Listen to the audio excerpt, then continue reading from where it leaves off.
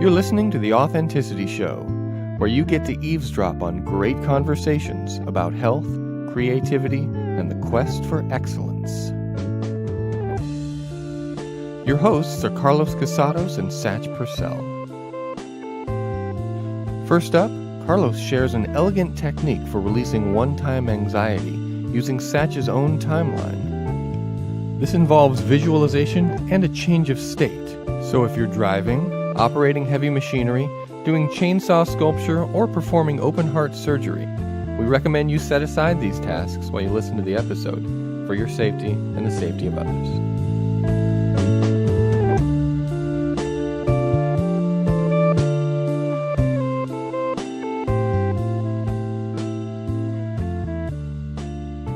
So let's say that maybe in a day or two, maybe tomorrow, maybe I have to have a meeting with somebody and it's going to be a tough conversation. Maybe it's something I'm not looking forward to doing and I'm losing a little peace of mind over it. And maybe even a little sleep over it because I have that little sense of fear in my stomach. Right. So let's try that. That's a great one. And one of the reasons why it's great is because it's so simple. Okay. When I tell you how this is done, I think you'll be impressed with the elegance and simplicity of how to approach that. So what you're talking about is what we might call one-time anxiety. One-time anxiety. Yeah, you've got a particular situation that's causing, like you're like you said, you're imagining some performance that you have to do later on.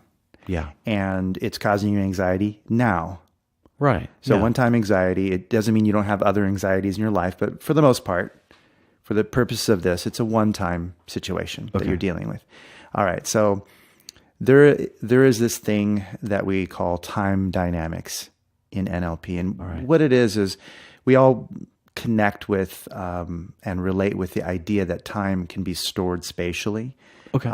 You'll see this a lot in conversation. People will say, yesterday, and they'll point their thumb behind them. Yeah, right. Or they'll say, yeah, you know what? No, not tomorrow, next week. And you'll see them kind of point their hands forward in a gesture that depicts sort of a visual image of time going forward. Yeah, right. Now, it's not the same for everybody because some people will store time, their relationship with time in a left to right kind of configuration. Sometimes people will imagine seeing the timeline in front of them rather than being involved in the timeline directly.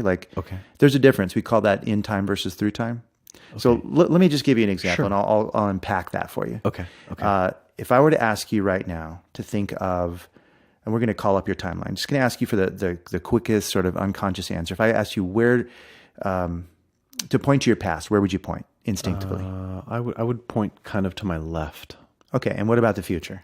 The future, I would point toward. I would point right and maybe slightly upward. Okay, great. Yeah. Now, what about the present moment? Really get in touch with the present moment. Where is that?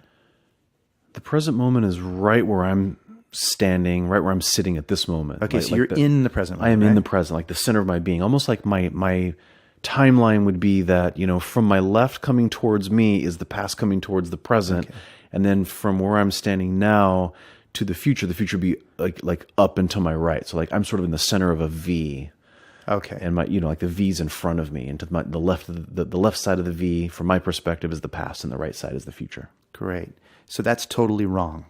Great. I'm just kidding. Okay. No, actually, however you store time, I'm just being silly, but however you store time is correct for you. It's just literally how you identify with it. Right. And you'll see all sorts of variations. I mean, I've heard of people having it stored in a spiral around them and you name it. Okay. So the way you do it is perfect. So now that you've called up your timeline, you know what it looks like. I'm going to ask you directly, is it all right with your unconscious to make this change today and for you to be consciously aware of that change? Yes, it is. Great. That's important. Because before we do any kind of process, we need to know that you're totally okay with it and that this is congruent with your wishes. So what I want you to do is just close your eyes, get comfortable, because now I want you to float up above that timeline that you just visualized. Get high above your timeline.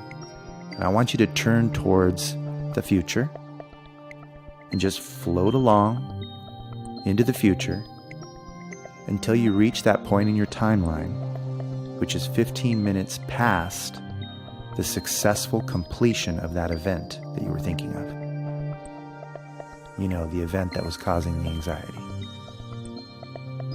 As soon as you reach 15 minutes past that event and you can see yourself down below, I'd like you to go ahead and now drop down into your body, right down into that moment, 15 minutes past the successful completion of that event, and just see whatever you'd be seeing, hear whatever you'd be hearing in that moment, and feel how you'd be feeling. Check in with your breathing. Check in with how you'd be holding yourself. Notice how good you feel. That you've done what you've done and completed that task successfully. Great, and as you've noticed this, go ahead and mentally grab a hold of those feelings. Get in touch with them and grab a hold of them. And just float up out of your body with those positive feelings and whatever you've learned in that process. And turning towards the present moment, just drift back slowly towards the present moment, only as quickly as you can notice along the way that there were all form of decisions and choices and preparations that had to be made in order to get you there. And your unconscious can just notice those things as you take these positive feelings right back with you. Until you get directly above this room, hovering over this very moment, the present moment. And just drop down into your body with those positive feelings. And when you're here now, you can open your eyes.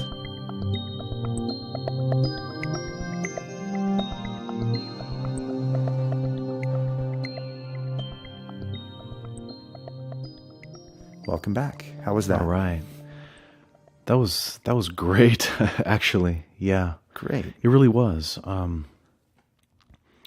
It was simple, and it was really helpful to connect to a moment of success. Nice. And to just feel what that felt like. I can feel it now in my body. Mm-hmm. So, it's a real feeling. The physiology of that feeling is there. So Yeah, you have that feeling. It really happened, It feels great. I feel like I will be able to relax and prepare the way that I need to prepare. Great. In order to reverse engineer the steps that I need to take that led to success. So it's almost like success is inevitable now. It is. You have a memory of a future Yeah. success. Wow. That is pretty awesome. Paradoxical, but it's real now for you. Yeah.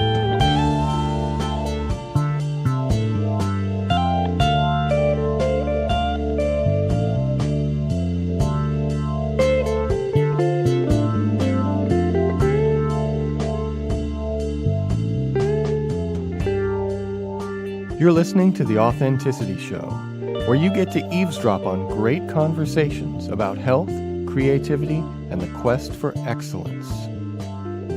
Your hosts are Carlos Casados and Satch Purcell. Next up, Carlos demonstrates a technique for overcoming feelings of guilt and regret while still honoring the lessons they have to teach us. We then move on to a discussion of the ideas of Sigmund Freud and how they might be updated to include insights from the fields of hypnosis and neurolinguistic programming. This segment includes visualization and a change of state. So, as before, if you're driving, operating heavy machinery, spearheading an alpine rescue mission, or disarming an explosive device, we ask that you set aside these tasks while you listen to the episode, for your safety and the safety of others.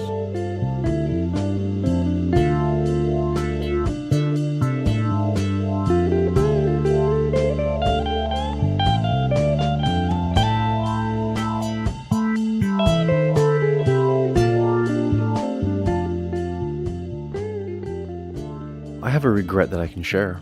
I've had this regret since 7th grade. And what happened was me and my buddies, Danny and Stevie in Anaheim, I was in 7th grade and I was staying over near their place, and we all had BB guns. Ah. And so I was in the backyard And, we just for, weeks and weeks, we were just shooting things and, with our BB guns. And I looked way off in the distance, and there was a really tall cypress tree, and there was a bird at the very tip of the cypress tree, and it was really far away. And I barely even aimed. I just sort of pointed my rifle in that general direction, and I pulled the trigger because I thought there's just no way I'm ever going to hit that bird. And I hit the bird. And then the bird made a noise and fell off the tree, and we all looked at each other like, oh! And so we dropped our guns and we ran out to the front and ran over there, and it was a black bird, and it was on the ground. It was obviously very badly injured, and we picked it up and we took it into the backyard. And I felt like a total jerk. I mean, talk about, I felt shame and, talk about regret. I really had regretted, like, oh, what a stupid thing. Why'd you do that? Yeah. Yet at the same time, I was thinking, but what were the chances I was going to hit that bird? It's like, it's like throwing a basketball like 50 yards and accidentally making the basket. It was just so out of the ordinary that I would have connected on that BB gun, with that bird. And so I had the very unpleasant job of finishing the bird off because it was obviously very injured, and we needed to put it out of its misery. Mm-hmm. And I shot it several times, and it wasn't dying. And me, you guys know me. I mean, I'm Mr. Vegetarian, Right. And so it took a lot of effort to put that bird out of its misery. And I have so regretted that decision ever since then. And it's something that loops in my mind regularly. Would you like to experience something that might help to heal that? I've been waiting since 7th grade to do something like that. So yeah, I would.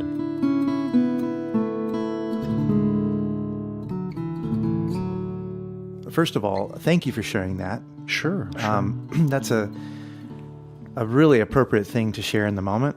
And I just appreciate you as a human being for being willing to be vulnerable and authentic in this to share with us. I really think that's one of your most amazing qualities, besides how kind you are as a human being. Thank you, Mr. Carlos. Appreciate that. Yeah, I really appreciate that. And secondly, I appreciate it because there probably will be other people who will hear this that will get something of value beyond what we're getting in this room. So thank you for that too. All right.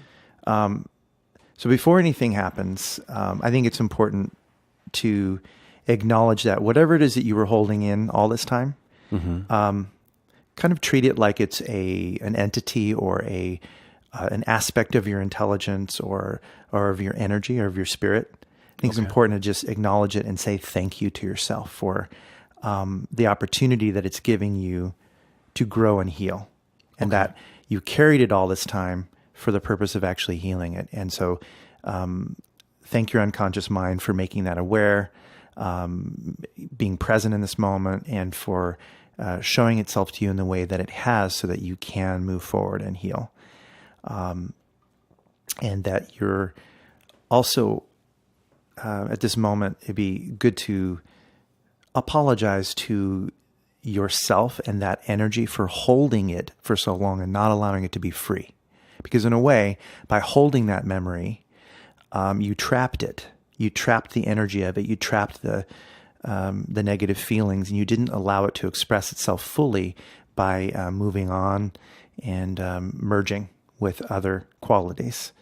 So you just, an honest moment of apology, ask for forgiveness, the spirit of the bird or the intelligence of that bird or that quality that you have in your internal representation that represents the bird, all of it. And then float up out of your body and just go back in time towards that moment where you're there aiming the gun. And as you do that, have you found the spot where it is? Okay, so just drop down into it for a moment and just notice that there's a part where you went through this behavior and it led to a certain result. You took an action, it led to a result that you regretted. And then I want you to float up and out of that and go just 5 minutes before that moment, as if you hadn't done it. So you're literally floating back 5 minutes before you made the decision to pull the trigger. Are you there? Okay, so drop down into that moment. And I want you to ask yourself what your values are. Just ask yourself what's important to you, and just check in and see if you have a clear mindset around what you would like to do. What's your behavioral choice? What's your intent? What are your beliefs about violence? What are your beliefs about what's fair and right to do in a situation like that, since you're around this BB gun, and how to use it, and the seriousness of it, and seriousness of your choices? And get really clear on what your values are. When is it appropriate to use a weapon like that? And when is it not okay? And when you've got that, give me a little nod when you're clear on it.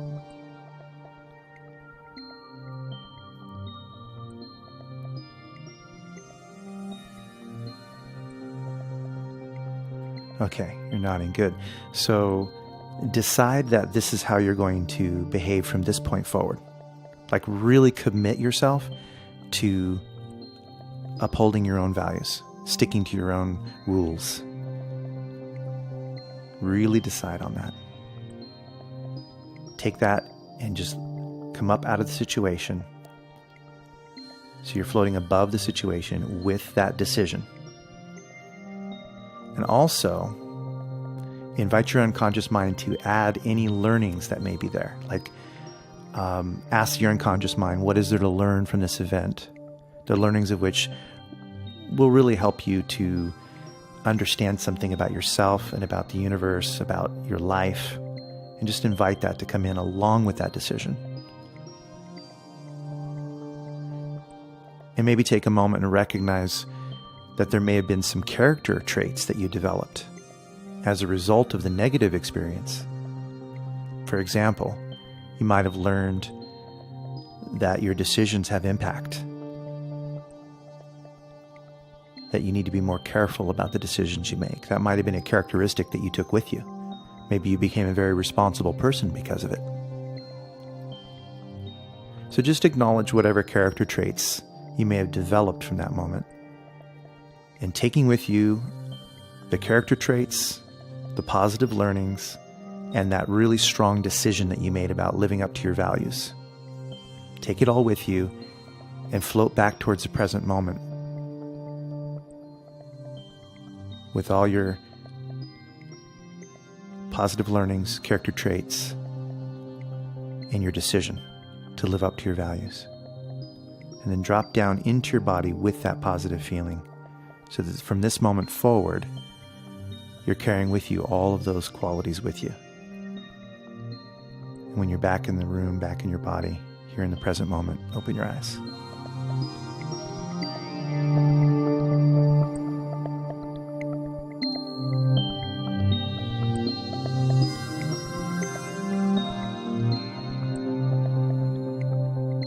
Cool. Were you able to let go of the negative feelings and keep with you the positive intent? Yeah, I believe I was. Okay. Yeah. I feel like I was able to develop a method for how to make certain decisions now. Cool. So from from here in the future now, so you have a lot more clarity on what you would decide. Yeah, exactly. Yeah. I feel like if I could teach another young person in a similar situation, these are the rules for how to know what to do. Nice. If you're in these kinds of situations, and you'll be okay, and you can always be confident with your decision if you follow this principle. Cool. Yeah. So did it take some of the negative charge off of it? Well, let me check in with it a little bit and see.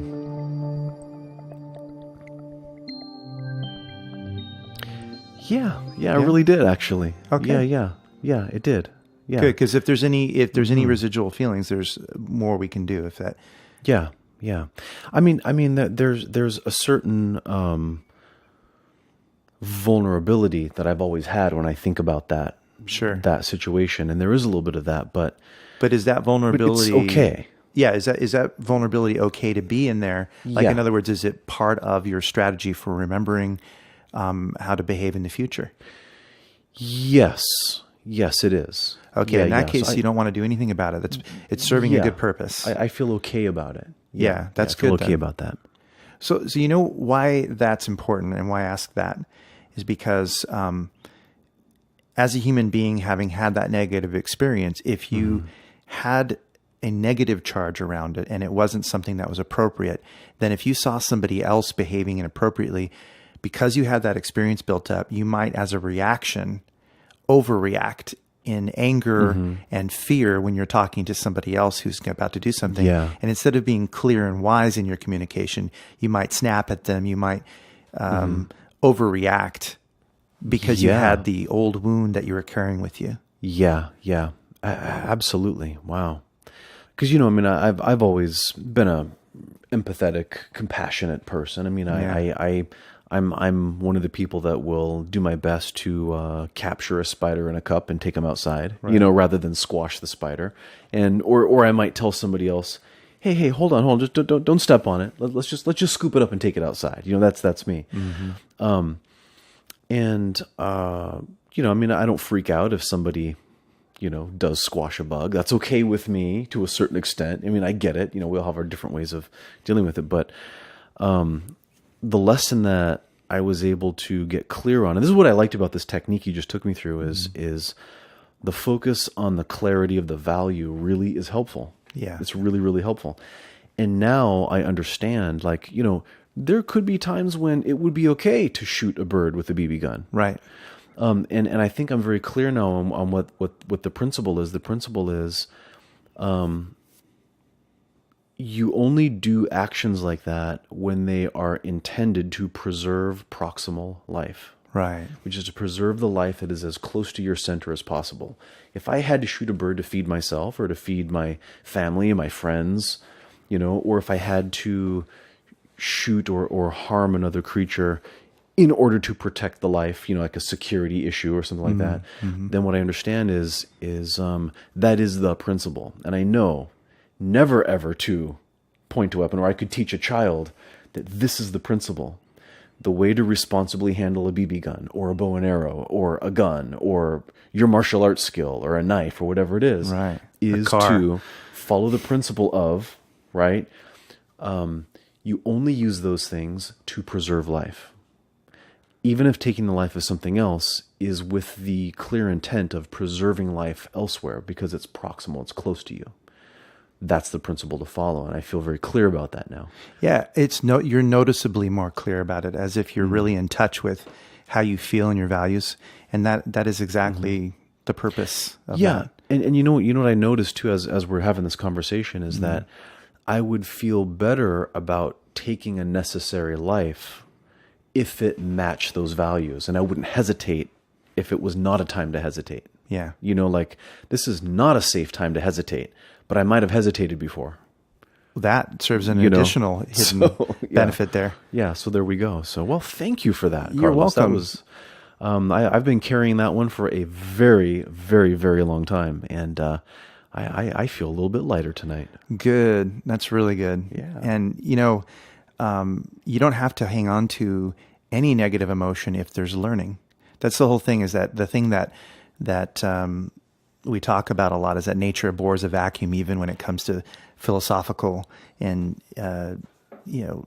meaning questions. I mean, if we have a negative emotion of any kind, the thing that you do when you do these processes is you don't just empty it out, you replace it with something else. And that thing that you replace it with is a learning. We use that verb learning as a noun in this case, a nominalization. It's almost like a thing. We want that tranced out subjective experience of the word learning, because you need to employ those parts of your mind. The trance part of your mind that can understand things in a chunked up, abstract way. If you take an example, like probably everybody knows somebody, either themselves or a young child who's been afraid of the dark. Oh yeah, I remember being afraid of the dark. Yeah, Absolutely. me too. And, put the nightlight on or give them a flashlight. You could say that negative feeling of fear of the boogeyman or whatever it is that, we'll call that the negative feeling. And most people do grow out of the idea that you need to have a light on. In fact, some people will start to get annoyed if you leave the light on when they're trying to sleep. Right. It's the opposite.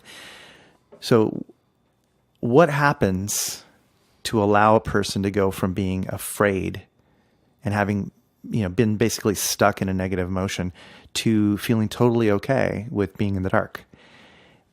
And I can explain it this way, that when a learning happens and that learning becomes unconscious, they become unconsciously competent at understanding that thing. It replaces the need for the fear. So the fear is serving some purpose at the time, whatever that purpose may be. But when it's no longer serving a purpose, let's say you give them a flashlight and you tell them that, hey, as long as you have this flashlight, you're good, because you can always turn it on at any point. The light comes on, there's no darkness. And nothing can withstand that. Well, true or untrue, they have that, they hold it, they feel more secure. And maybe the first few nights they do flash their light around the room, and they're just like looking under the covers and looking under the bed. Or maybe you put a night light on. Or maybe the babysitter or the father or the mother comes in and says, okay, let's look in the closet. Let's look under the bed. Let's flip on the light. You're okay. And doing that a few times, after a while, that conscious experience of having the light switched on becomes a memory, and it starts to sink in more and more on the unconscious level until they remember, every time they think of the boogeyman, they remember the 7 other times that they were helped, the 7 other times they used their flashlight or whatever. Okay. And all of a sudden they start to go, well, maybe I'll be okay. And that's when that learning starts sinking in, and suddenly they go to bed and they fall asleep, and there's no worry whatsoever because the positive learning has replaced the negative emotion, and there's no room for it. Usually people don't go back to it. Like once the fear of the dark is gone, it just doesn't come back. Yeah. And that's true for any negative emotion: fear, anger, sadness, shame, hurt, guilt, all of that. If a positive learning comes in, and it's a sufficient positive learning, it will always replace a negative feeling. And the definition of a learning in this case would be, it's got to be about yourself, and it's got to be something you can take with you in the future, and it's got to be positive. So if it's like, if your learning is, well, I learned that there are just a bunch of jerks in the world, that's not a learning in this definition. Okay. A learning would be, well, I realized that it doesn't matter so much what other people are, how they behave. What matters is how I feel on the inside, and that I don't need to absorb other people's negativity. I can believe in my own inner light, my own personal power.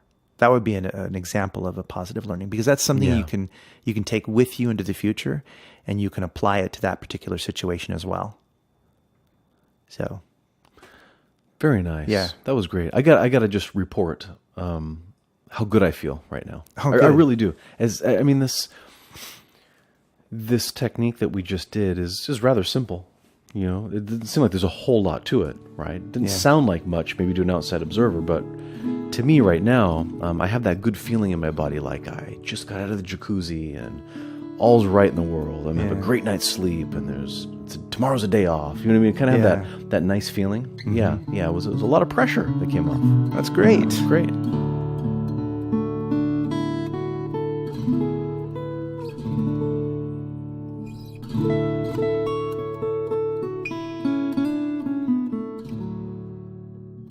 Carlos, could you give a synopsis of that technique, like the bullet points? First of all, presupposition number 1 is, if you're getting guilt or regret, understand that that's a message from your unconscious mind that you did not live up to your values. So acknowledge it. And then go back to the point in time where the event took place, the event that you're hearkening back to when you feel bad about it. Go 5 minutes before that before you did or made the choice that caused you to feel regret. And once you're there, when you're not feeling that you've done the thing that you did, okay, so you're 5 minutes before it, you ask your unconscious mind to really help you to establish what your values are around it. Decide what your rules are and how you're going to live up to it. And then you kind of float up and just sort of allow your unconscious mind to sort of open up to the wisdom, the flow of wisdom that you have. Call it, your inner genius or whatever. And you ask that inner genius to really help you to live by that set of rules that you have for yourself and lock it in. You kind of just make a determined decision that you're going to do that from this moment forward. So remember, you're 5 minutes before you did the thing that you regretted, and you decide that you're going to live up to your values. And if you want to, you can ask for any kind of learnings that may be helpful. Like you can say, hey, divine genius or inner genius or unconscious mind, what could I learn right now in this point that would help me to live more truly in accordance with these values? And you could reflect on how certain decisions maybe caused you to be more of a person of character, for example. How have the negative things in your life caused you to be more, more determined, more focused, more compassionate, more understanding, and so on. And then you just take all those feelings subjectively with you, and you float back into the present moment. So you're moving past the point where you did it, and you're taking all that positive feeling and you're dropping down into your body, right into the present moment, accepting that you're bringing with you all of your positive decisions, and all the positive learnings and any character traits that you may have gained along the way. And then you just open your eyes and then you're there. So this is what we would do for one-time guilt. Like you don't have a series of things that you feel is causing the guilt, but there's one in particular thing that caused you to feel that way. And it's a great way to release that finally. Because basically if you're living up to your values, there's no reason to feel guilty at all. So by doing this in a sort of semi-hypnotic or a tranced out way, you're getting more of your emotions involved, and you're making that decision at a deeper level. Is that pretty clear? Yeah, that seems clear, like something I could do on my own. Yes, you absolutely can do this on your own. This is the method in NLP for releasing one-time guilt. Oh, cool. Yeah. So guilt is a message from your unconscious that somehow you haven't been living up to your own values. Right. So you have to know whether those are values you still want to live up to, because if they are, then this technique is perfect. If there needs to, I should have said this before, when you're back 5 minutes before, if those values are no longer valid, you can change your values at that point. You can say, from this point forward, this is how I'm going to live. So the point is, decide on what your values are and live up to those values. You can change them at that point, but you're not going to change them after. Because once you decide on what it is, you stick to it.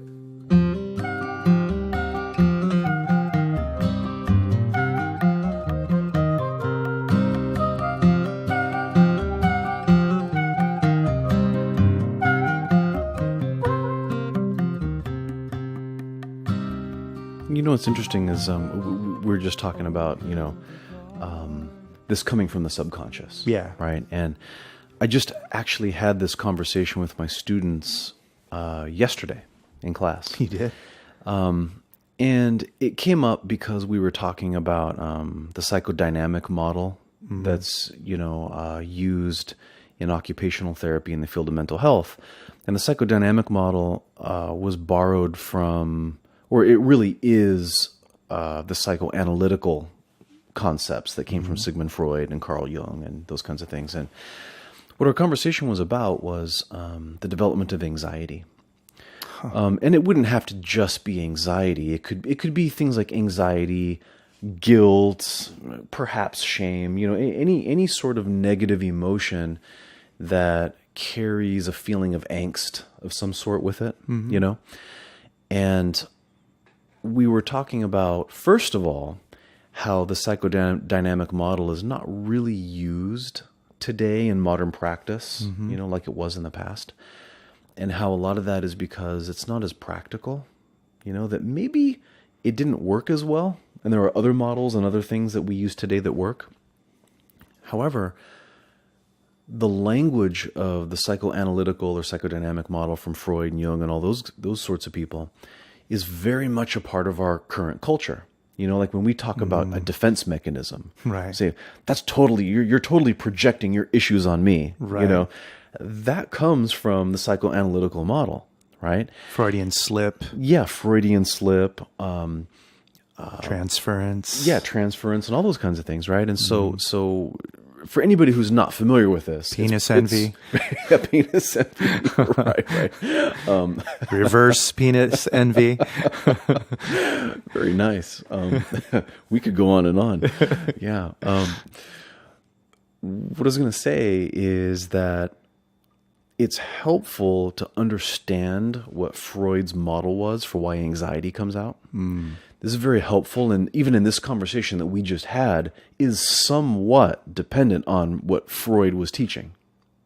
A little bit. We owe to it. Yeah, even though it has deviated quite a bit from his original ideas, we're still borrowing some of those internal representations that he offered us, to use. So if it's okay, I'd like to just kind of summarize and explain where this comes from. Yeah, please do. Because I had a little breakthrough myself that I feel that I learned this technique that you just did on me a little while ago to help me with my my regret. It came at a perfect time because I just had a little internal, epiphany yesterday as I was thinking about this. So here's the way it works. So Freud said that the mind, a human mind has three basic aspects, right? And so many people are familiar with this. For those who are not, it's the id, the ego, and the superego.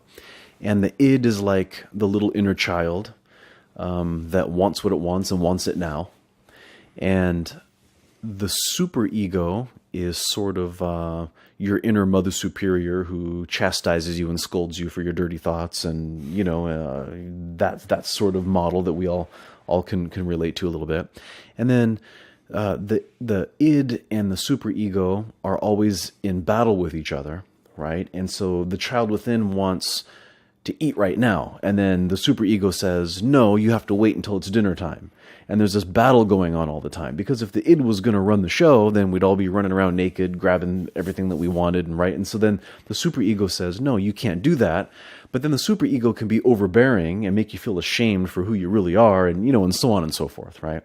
And so then the job of the ego is to sort of be the referee between the superego and the id, and help strike a balance. Now, this idea of anxiety or various feelings of angst, if the ego is not able to strike a balance between the id and the superego, and we have a conflict between the superego and the id, then anxiety results. So there are physical manifestations of, if I'm feeling like, I'm having breathlessness and my heart's pounding and I'm feeling nervous and I don't know why. And right, it's because, according to the psychoanalytical model or the psychodynamic model, it's because these two aspects of my subconscious self are having a fight and it's not being resolved, right? And what I like about a lot of the NLP techniques that I've seen you do and I've experienced with you, and anything, in fact, in life that I think actually works, right, is sometimes we have to change those inner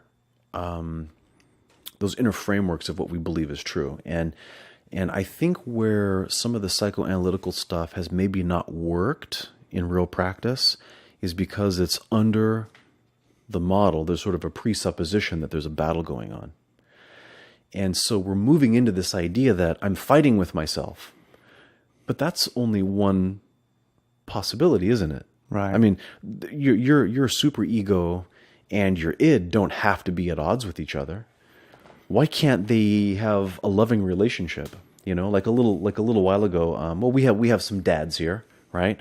Oliver, we're in Oliver's living room right now, and he's a wonderful dad. And I've told him that if I was to be reincarnated as a kid, I'd love to have him as my dad, right? And you have to clean your room and practice your piano. can I change my mind about the? No, okay, no, yeah, you're right.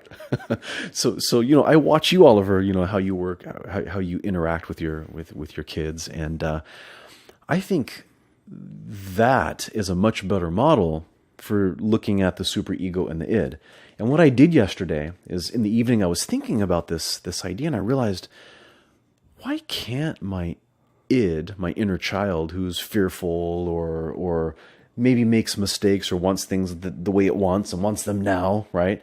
Why can't it just go to my superego for advice?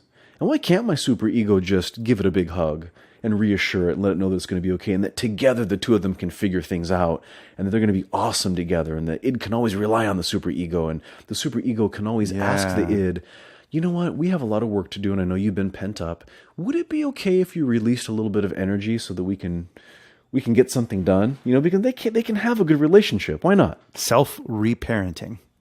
Yeah. All in your own subconscious. It's a great way to frame that, and totally different than the way he would have put it. He being Freud. But I think the way you put it that way makes so much more sense. Freud appeared, at least from reading the bit that I've read from him, he seems to be afraid of unconscious processes in general. I mean, he expressed a lot more angst and a lot more disturbing kind of descriptions were given about the unconscious. He almost thought of it as just sort of the realm of great danger, like this immense dragon of selfish, violent, unpredictable behavior was coming out of the unconscious mind. And that was the huge battle between Carl Jung and him. Because Carl Jung thought, well, yeah, that exists, but also so much beauty and all the religions of the world and mysticism and, the gods and demigods and angels and human compassion. And he loved dreams. He loved, he didn't see the unconscious mind as something to be afraid of. Yeah, right. Yeah. The whole Freudian idea, or that whole psychoanalytical model, says that in order to avoid that anxiety that comes up when you're having this conflict between the id and the superego, is we create these defense mechanisms. And I like to think of it as putting a wall between the two. So, like, for example, let's say that I'm in denial about something. Well, denial is a defense mechanism that prevents me or helps me avoid a lot of anxiety. No, really, no, it's not that big of a deal. No, really, it isn't. It's a way of avoiding anxiety. When somebody splits, when somebody does splitting is the idea of saying that maybe like all the staff in the hospital are either good or they're bad. In one moment, I got a popsicle, and so this is the greatest hospital, and these staff members are so wonderful, and then they do something I don't like, and everybody here is just awful and terrible and miserable and mean. It's like that's polarizing. It's polarizing. Yeah, and what does that do? It prevents a certain amount of conflict in our subconscious self. So at least that's what it's trying to do. That's what it's trying to do. Yeah. And it's a Band-Aid that gets you through the moment, sorta, right? Yeah. But what's funny is when you start to look at this as not being a conflict, as being a partnership, a mutually supportive partnership, there's no need for the defense mechanisms. Yeah, well, you have to presuppose something. Yeah. And the way you're presenting it is a more inclusive, harmonious way to presuppose that the parts of you are behaving towards one another. Whereas the presuppositions in a lot of the earlier Freudian works is this presupposition of battle, conflict, resistance, danger, and so on. And it served a purpose, definitely. But there are certain limitations to looking at it that way. Mm-hmm. And, there's a reason why the way, strictly Freudian philosophy, Freudian models of psychology are less in vogue these days, because there really are some major limitations that were taken up or improved upon by other methods. And I think when you redefine the psychoanalytic model the way you do, it creates a presupposition of cooperation, of family, of unification ultimately, because you're talking about a family unit.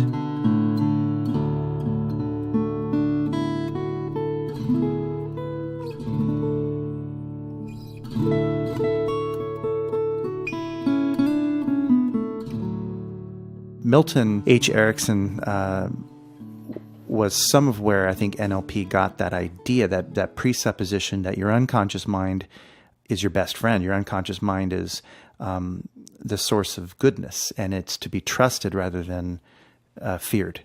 And so if you're seeing behavior that's coming up from an unconscious level that is less than desirable, it's just a question of re-educating, a question of allowing and understanding and building communication so that you get better and better behavior. Rather than assuming it was working against you, you assume the positive. It's like there's a presupposition in NLP, which is that you separate behavior from intention, and you also separate people from their behaviors, but you also presuppose that there's a positive intent behind even the most negative behaviors. And you look for that. So if you assume that your unconscious mind that is causing you to smoke, for example, if you presuppose that there's a positive intent behind it, it's a lot easier to satisfy that positive intent by showing and teaching or re-educating yourself how to attain that positive result in a different way that's more healthy, rather than the way it was attempting to do it, which might have reflected an earlier way of looking at things. I mean, maybe from the 15-year-old who wants to get away from an abusive home, from that mindset, smoking was a way of bonding with friends and escaping from the pressures of the house. But later on, when they're 35 and they're got their own family and they want to keep their health, that old model doesn't work anymore. But the intent behind it was forgotten, even though it's in there in the unconscious, but consciously they don't remember why. The co-founders of NLP studied a lot of Milton Erickson's work and incorporated the language and some of the models around how to view the unconscious mind. He was the story master in a certain way, because he sort of seemingly effortlessly could just be having a conversation with you, and he'd be telling you little anecdotes from his own life or some of his students. And as he was weaving these stories into his conversation with you, somehow your unconscious mind would get that he's speaking directly to you, while consciously it would seem like he's just sharing some stories. So he was just a master of weaving those ideas in, and people would often leave, they would go home and find that the problem was gone, or they wouldn't even, it'd be like this sort of moment where they'd realize, he did it again. He helped me in this way so they called him the Wizard of the Desert, because he lived out in the desert in Arizona. Right. But yeah, he had a way about him, and there's a lot of great stories about him. Speaking of stories, just him being in front of his students, like he had incredible sensory acuity. For example, one time he was in a class, and his students thought, let's see how sensory acute he can be. And so he had some tiny little, like a little figurine or something like that, or a set of figurines up on a shelf. And there were lots of little things all around the room. And what they did is I think they did something like they turned one of the figurines like a quarter turn when he wasn't in the room. And they sort of went about their business, talking and having the class. And he finished the end of the night by basically calling them on it. Like he said, and by the way, they all thought he forgot something, like he missed it, and he wasn't going to say anything. And he's like, by the way, and he referred to this figurine in a metaphorical way. Mm-hmm. And he also referred to, in his speech patterns, that they had made some kind of a change, and people were dumbfounded, because he often did that. And he was almost like a mentalist in some respects. He didn't believe in the supernatural in the way that, spiritualism and all that stuff, but people often accused him of being psychic because he was so good at paying attention. People around him dropped into trance with him because he was so inductive. His personality was so inductive. It kind of sucked you into an experience. And Jeffrey Zeig, Z-E-I-G, Dr. Jeffrey Zeig, was a longtime student of his, and he always speaks with great affection and admiration about the charisma that his teacher had, and how Milton Erickson used to just sort of say things to him, and he would feel like instantly entranced by him, like a magical spell had come over him, kind of like and that in those states of mind, really profound things would happen. So in one sense of the word, it was a magical experience being with him because he was that good.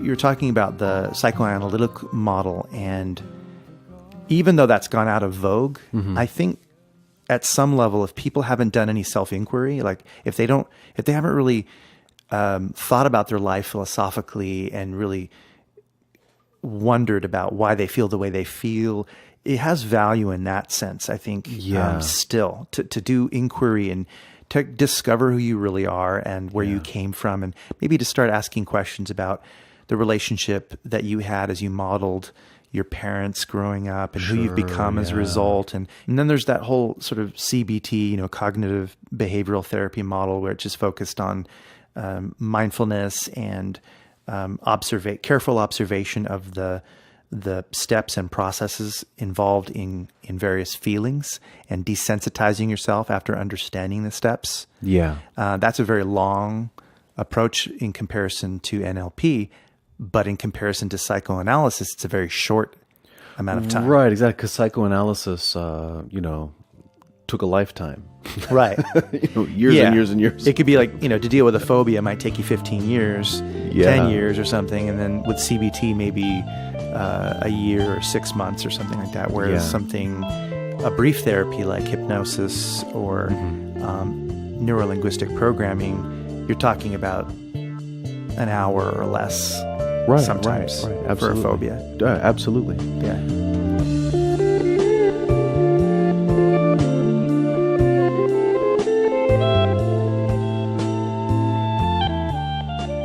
You've been listening to The Authenticity Show with your hosts, Carlos Casados and Satch Purcell.